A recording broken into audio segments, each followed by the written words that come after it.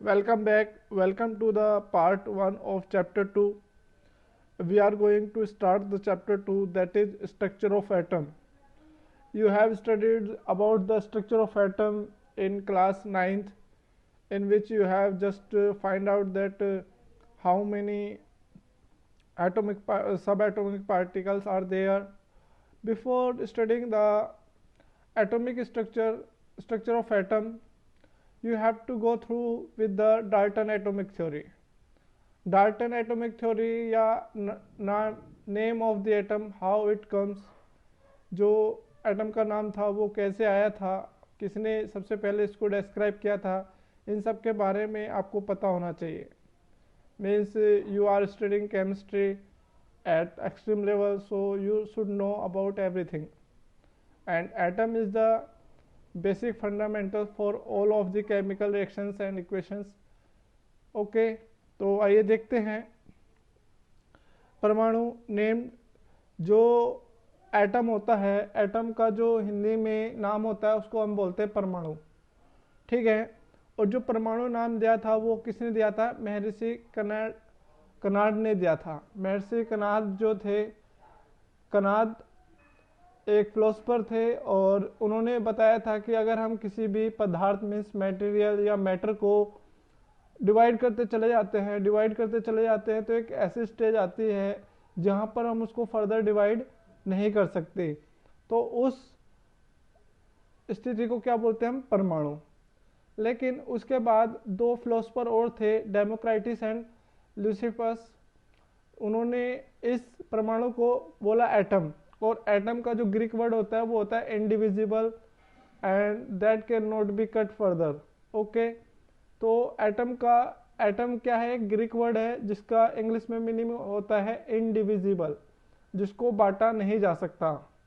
ठीक है, तो हम उसको एटम को फर्दर डिवाइड नहीं कर सकते. ठीक है, ये इनका मानना था. It was only based on the theoretical principles and there was no experimental variation for this hypothesis or for this claims. so उसके बाद इन महर्षि कनाड और डेमोक्रेटिस ल्यूसिफस के बाद जो साइंटिस्ट आए थे वो थे जॉन डाल्टन, जिसने थ्योरेटिकली इसको बताया था, एटम के बारे में बताया था. उन्होंने बोला था कि अर्थ यूनिवर्स के अंदर जितना भी मैटर है, कोई किसी भी फॉर्म हो मैटर, चाहे कैसा भी हो, वो सब एटम से मिलकर बने होते हैं. ठीक है, और इसी थ्योरी को बाद में उन्होंने डाल्टन एटॉमिक थ्योरी के नाम से दिया था. उन्होंने बताया था all form of matters are composed of extremely small particles which are called atoms. ठीक है, जो छोटे छोटे पार्टिकल से कोई भी मैटर बना हुआ होता है उसको हम क्या बोलते हैं? एटम बोलते हैं. ठीक है, आया समझ में एटम किस तरीके से मतलब इसका इवोल्यूशन हुआ था. ठीक है, पहले महर्षि कनाड ने इसको परमाणु बोला, फिर डेमोक्रेटिस और लुसिफस ने इसको एटम बोल दिया ग्रीक में. उसके बाद जॉन डाल्टन आए थे, उन्होंने अपनी एटॉमिक थ्योरी दी जिसमें उन्होंने बताया था कि चाहे कोई ऐसा भी मैटर हो, हर एक मैटर बहुत छोटे छोटे पार्टिकल से मिलकर बना होता है और जिन पार्टिकल्स को हम एटम बोलते हैं. उन्होंने क्या किया, ये जो जितने भी फिलोसफर्स थे उनकी जो कंसेप्ट था या उनकी जो बिलीव था उसको मॉडिफाइड किया था. सिर्फ उन्होंने बताया था कि भाई अगर हम मैटर को डिवाइड करते चले जाएं तो एक ऐसी स्टेज पहुंच जाती है हम उसको फर्दर डिवाइड नहीं कर सकते. तो जब हम उसको फर्दर डिवाइड नहीं कर सकते उस स्टेज को एटम बोलते हैं. और वही बात किसने बोला है? जॉन डाल्टन ने. जॉन डाल्टन ने भी यही बात बोली है, लेकिन इन ए डिफरेंट वे, कि भाई जितने भी आपके ऑल फॉर्म ऑफ मैटर्स होते हैं it is composed of very small और tiny particles which are called atoms.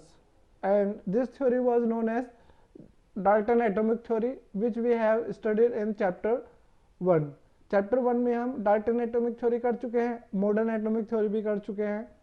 ठीक है, तो इसके बाद हम बात करते हैं सब एटॉमिक पार्टिकल्स. जब केमिस्ट्री के अंदर इवोल्यूशन हो रहा था, मीन्स साइंस के अंदर इवोल्यूशन हो रहा था, हम इसको केमिस्ट्री नहीं कह सकते बिकॉज स्ट्रक्चर ऑफ एटम को फाइंड आउट करने में most of the experiment was done by the physicist, मतलब जो फिजिक्स पढ़ाते हैं ना, फिजिक्स के एक्सपेरिमेंट ही किए गए थे, तब जाके स्ट्रक्चर ऑफ एटम आपको मिला था। इसलिए स्ट्रक्चर ऑफ एटम को आप दोनों सब्जेक्ट्स में पढ़ते हैं, फिजिक्स में भी और केमिस्ट्री में भी। You are studying this in class 11th and you will study structure of atom in class 12th in physics. Physics में ये आता है, तो अगर आप इसको अच्छे से अभी पढ़ेंगे it will benefit you in class 12th। Okay, तो क्या होता है 18th और 19th सेंचुरी में जब स्ट्रक्चर ऑफ एटम को क्या करना, उसको इवेलुएट या उसको एलुसिडेशन कह सकते हैं आप, मतलब उसको एक्सप्लेन करने के लिए बहुत सारे एक्सपेरिमेंट किए गए थे। जैसे जब आप किसी भी रोड लेते हैं और उसको बालों में रगड़ते हैं तो वहाँ पर क्या होता है, अट्रैक्शन हो जाता है रोड और हेयर्स के बीच में। तो ये एक ऐसी स्थिति आ गई जिसको जो डाल्टन की एटॉमिक थ्योरी थी वो एक्सप्लेन नहीं कर सकती थी। तो इसी बात को देखने के लिए भी ऐसे कैसे हो गया, आपने एक ग्लास रोड लिया, उसको रब किया हेयर्स के साथ और हेयर के साथ, और you are observing that there is attraction between hair and glass rod, how it is possible. तो इसका मतलब ये हुआ कि उन्होंने पता लगाया कि कहीं ना कहीं जो एटम होता है उसके अंदर चार्ज पार्टिकल्स होते हैं, ठीक है, इसलिए एटम क्या होता है, इलेक्ट्रिकल न्यूट्रल होता है। तो जब हमने 18 और 19 सेंचुरी में साइंटिस्टों ने डिस्कवर किया तो उन्होंने बताया था कि जो एटम होता है उसको हम फर्दर डिवाइड कर सकते हैं in 3 fundamental particles which are called electron, proton and neutron. ठीक है, the atom can be divided further into 3 particles which are called electron, proton and neutron. These particles are known as fundamental particles. ठीक है, fundamental particles which are main constituent of all atoms are called subatomic particles. Subatomic particles कौन कौन से हैं, electron, proton and neutron. ठीक है, आया समझ में कि जब अलग अलग एक्सपेरिमेंट किए गए तो उन्होंने पता लगाया कि भाई जो एटम है उसको हम फर्दर डिवाइड कर सकते हैं। फर्दर डिवाइड किस किस में कर सकते हैं उसको, इलेक्ट्रॉन, प्रोटॉन एंड न्यूट्रॉन। तो इन्हीं पार्टिकल्स को सब एटॉमिक पार्टिकल्स कहा जाता है। Okay, now we will talk about the brief summary about the mass, symbol, charge. ठीक है, एक्चुअल चार्ज इनके बारे में पढ़ेंगे, ये आपको याद रखना है। This is a most important table of this chapter. It is the first sorry तो पहले हम बात करते हैं सिंबल की। तो जो इलेक्ट्रॉन का सिंबल होता है वो E होता है, या E के ऊपर एक नेगेटिव चार्ज होता है। ठीक है, प्रोटॉन का जो सिंबल होता है वो स्मॉल p होता है, न्यूट्रॉन का जो सिंबल होता है वो स्मॉल n होता है। ठीक है, और रिलेटिव मास जो होता है, रिलेटिव मास किसके रेस्पेक्ट में निकालते हैं हम,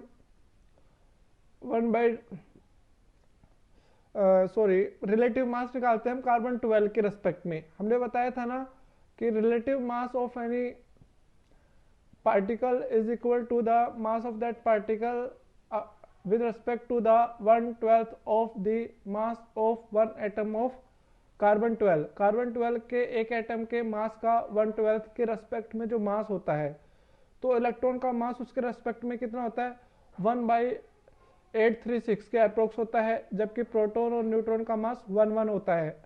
अप्रोक्सीमेट रिलेटिव मास है ये। अगर हम रिलेटिव चार्ज की बात करें, किसके रिलेटिव में, कॉलम के रिलेटिव में, ठीक है, तो वो -1 होता है इसके ऊपर, मतलब एक सिंपल चार्ज की बात कर रहे हैं। इलेक्ट्रॉन के ऊपर -1 होता है और प्रोटॉन के ऊपर +1 होता है और न्यूट्रॉन के ऊपर 0 चार्ज होता है। ठीक है, अब हम मास की बात करते हैं तो इलेक्ट्रॉन के ऊपर कितना 9.11 लिख सकते हैं इसको, इंटू 10⁻31 किलोग्राम, और जो प्रोटॉन का मास होता है वो 1.672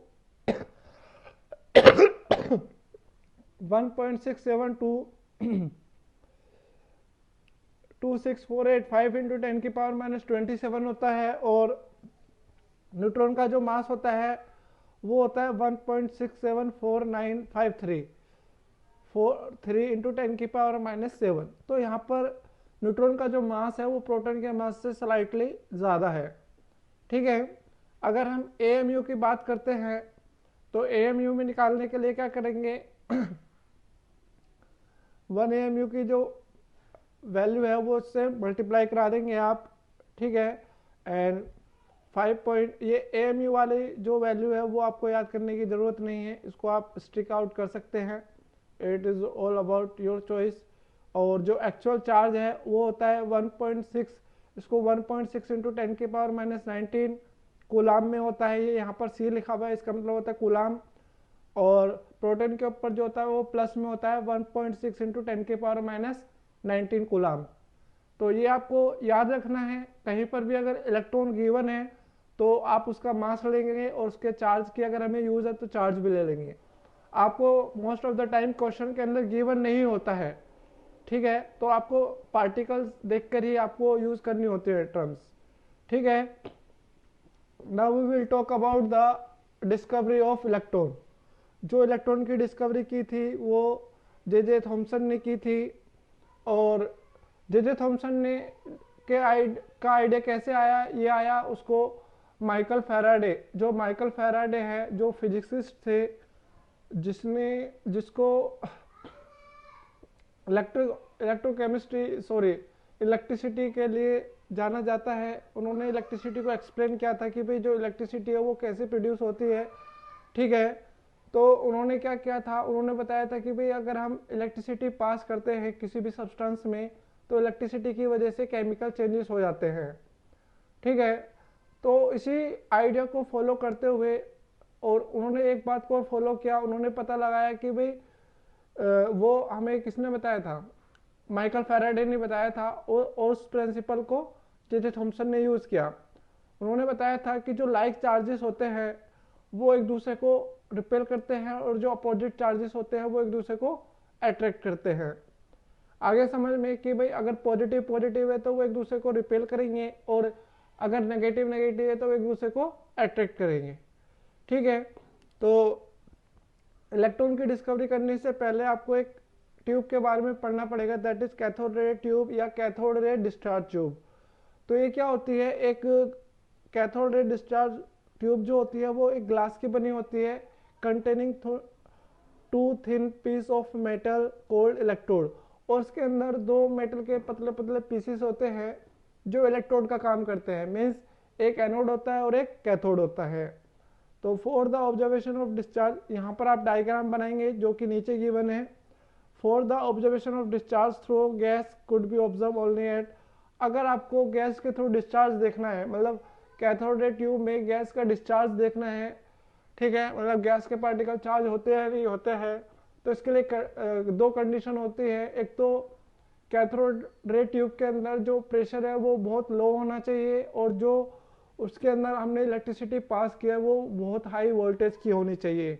तो यहाँ पर दे रखा है for the observation of discharge through gas could be observe only at very low pressure and high voltages. ठीक है, तो अगर आपको क्या करना है, डिस्चार्ज ऑब्जर्व करना है कैथोड रे ट्यूब के अंदर जो गैस है उसके अंदर, गैस के अंदर आपको डिस्चार्ज ऑब्जर्व करना है तो आपको जो प्रेशर है वो बहुत कम लेना पड़ेगा और जो वोल्टेज उसके अंदर हम अप्लाई करेंगे वो बहुत हाई होना चाहिए। ठीक है, तो जब हम when a high voltage is applied to the gas at very low pressure, जब हम जो डिस्चार्ज कैथोड रे ट्यूब के अंदर जो गैस है उसके अंदर जब हम वेरी लो प्रेशर के ऊपर बहुत हाई वोल्टेज फ्लो करते हैं या अप्लाई करते हैं तो जो गैस होती है वो कंडक्टर बन जाती है।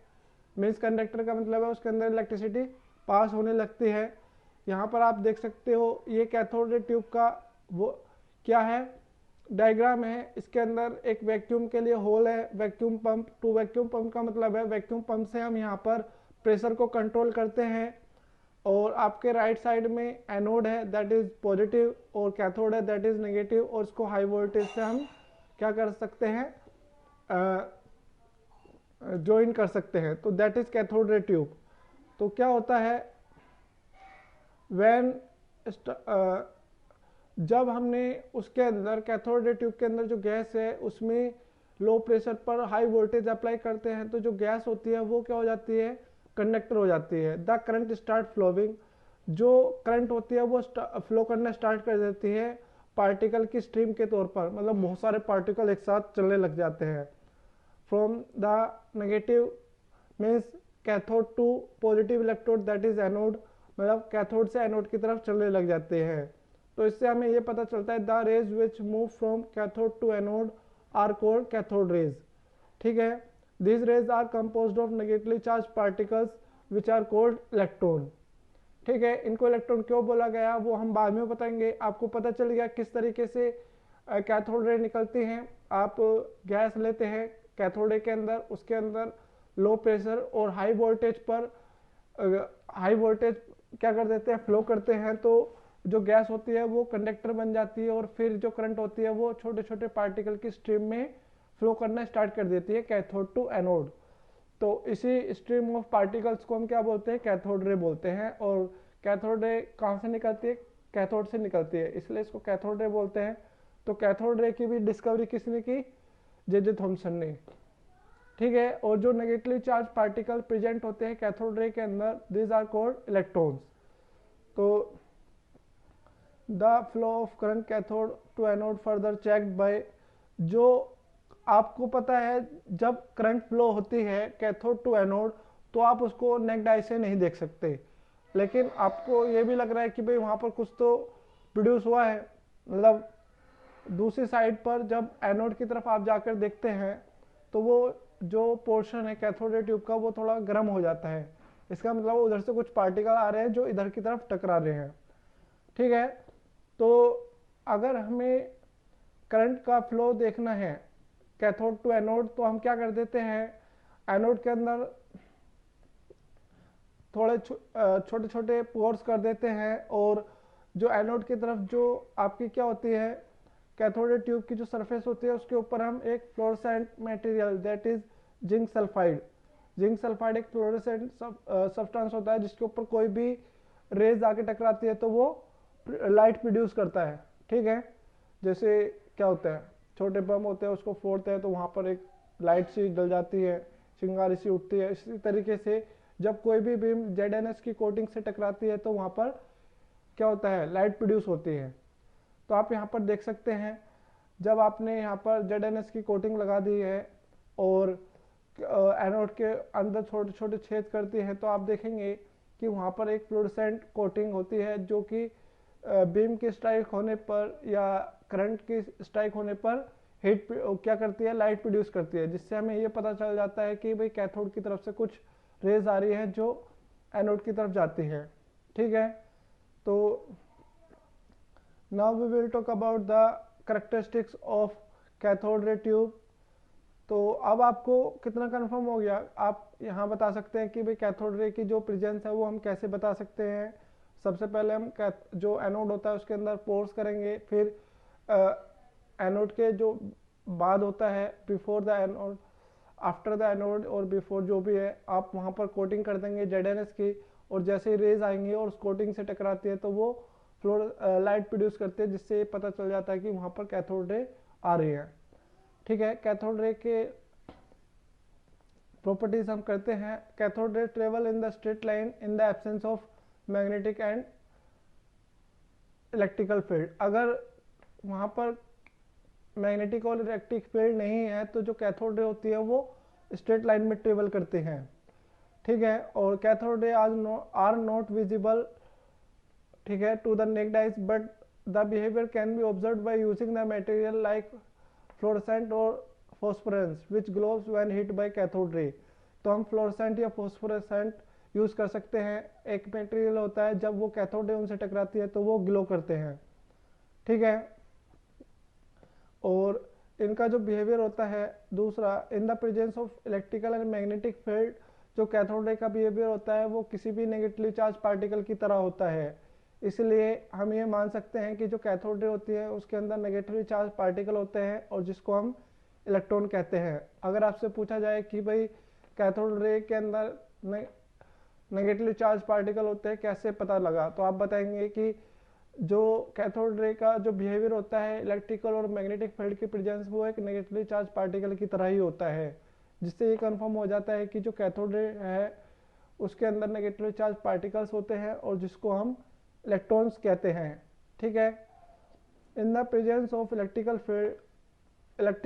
फील्ड की प्रेजेंस में जो कैथोड रे होती है वो डेविएट हो जाती है towards the positive electrode. Positive plate की तरफ क्या हो जाती है, वो माइग्रेट हो जाती है या डिफ्लेक्ट हो जाती है। ठीक है। इसलिए कैथोड रे के ऊपर क्या होता है, नेगेटिव चार्ज, क्योंकि नेगेटिव पॉजिटिव की तरफ जा रहा है। तो अपोजिट चार्ज क्या करते हैं, एक दूसरे को अट्रैक्ट करते हैं। और in the presence of magnetic field the cathode ray deflect towards the north pole. और जो नेगेटिव चार्ज होता है वो हमेशा नॉर्थ पोल की तरफ जाता है। तो इससे ये पता चल जाता है कि जो कैथोड रे होती है उसके अंदर नेगेटिवली चार्ज पार्टिकल्स होते हैं। And cathode ray produces the mechanical effects. Mechanical effects का मतलब है कि अगर आप कैथोड रे के जो मीडियम है उसके पाथ के अंदर अगर आप कोई भी मूविंग मशीनरी रख देते हैं, कोई भी व्हील रख देते हैं, तो वो अपना आप ही क्या करने लगेगा, मूव करने लगता है। तो this effect is called magnetical effect of the cathode रे। ओके। और दूसरा हम ये बात करेंगे लास्ट में, जो कैथोड रे होती हैं, कैथोड रे की जो कैरेक्टरिस्टिक्स होती हैं, वो जो इलेक्ट्रोड है किसके अंदर, कैथोड रे ट्यूब के अंदर जो इलेक्ट्रोड है उनका जो मटेरियल है उसके ऊपर और गैस के नेचर के ऊपर डिपेंड नहीं करते हैं। तो ये आपको याद रखना है कि कैथोड रे की जो नेचर होती है वो इलेक्ट्रोड के मटेरियल और नेचर ऑफ गैस के ऊपर डिपेंड नहीं करता है। और इसलिए हम कह सकते हैं कि जो इलेक्ट्रॉन होता है वो हर एक एटम का मेन कंस्टिट्यूएंट या बेसिक कंस्टिट्यूएंट होता है सभी एटम्स का। ठीक है। Now we will talk about the charge to mass ratio of electron. मतलब इलेक्ट्रॉन के चार्ज और चार्ज अपॉन मास की वैल्यू क्या होती है। तो इसकी भी डिस्कवरी किसने की थी, जे थॉमसन ने की थी। Electrical charge e to the mass of m e by using the cathode ray tube. ठीक है। And applying the electrical and magnetic field perpendicular to each other as well as to the path of electrons. ठीक है। मतलब तीनों चीज एक दूसरे के परपेंडिकुलर होनी चाहिए। ठीक है। Means electrical field, magnetic field and path of electron. जिस पाथ पर इलेक्ट्रॉन आ रहे हैं वो भी मैग्नेटिक फील्ड और इलेक्ट्रिकल फील्ड के क्या होना चाहिए, परपेंडिकुलर होना चाहिए। मतलब तीनों के बीच में 90 डिग्री का एंगल होना चाहिए। ठीक है। तो क्या होता है यहाँ पर, जब हम किसी भी इलेक्ट्रॉन के पाथ में क्या कर देते हैं, इलेक्ट्रिक फील्ड और मैग्नेटिक फील्ड अप्लाई करते हैं, तो जो इलेक्ट्रॉन होता है वो अपने पाथ से डेविएट कर जाता है या डिफ्लेक्ट कर जाता है, आप ये कह सकते हैं। तो ये जो डेविएशन होता है उसके पाथ में, ये किन किन बातों पर डिपेंड करता है, ये तीन बातों पर डिपेंड करता है। एक तो magnitude of the negative charge on the particle. मतलब जो जो पार्टिकल है उसके ऊपर कितना नेगेटिव चार्ज है। हायर द नेगेटिव चार्ज या greater the magnitude of the charge, greater will be the deflection. मतलब उतना ही ज़्यादा वो अपने पाथ से भटक जाएगा, जितना ज़्यादा उसके ऊपर नेगेटिव चार्ज होगा। ठीक है।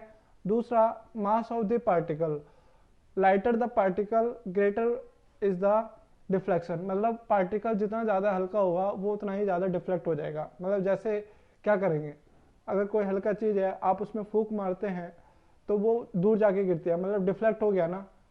और अगर कोई भारी चीज़ है आप उसमें फूंक मारते रहिए, वो हिलेगी भी नहीं। ठीक है। तो ये आपको बताता है कि भाई जितना ज़्यादा पार्टिकल लाइटर होगा वो अपने पाथ से उतना ही ज़्यादा डिफ्लेक्ट होगा। Means everything is depend on the common sense. Common sense plays a major role in the study of science, that is chemistry and physics and biology. तो without common sense science is blind. तो common sense is the eyes of science. अगर आपको science पढ़ना है you have to use your science and common sense. ठीक है। जैसे अभी हमने बताया कि भाई पार्टिकल अगर लाइटर है तो उसका डिफ्लेक्शन ज़्यादा होता है। क्यों? क्योंकि पार्टिकल लाइट है, वो जहाँ से उसके अंदर कुछ भी होएगा वो अपने पाथ से भटक जाएगा। दूसरा, strength of magnetic field and electric field. जो इलेक्ट्रिक फील्ड और मैग्नेटिक फील्ड की स्ट्रेंथ होती है उसके भी वो डायरेक्टली प्रोपोर्शनल होता है। मीन्स इलेक्ट्रिक फील्ड और मैग्नेटिक फील्ड की स्ट्रेंथ जितनी ज़्यादा होगी उसके अंदर डिफ्लेक्शन उतना ही ज़्यादा होगा। तो आप यहाँ पर अगर हम क्या करते हैं, जैसे आपने देखा है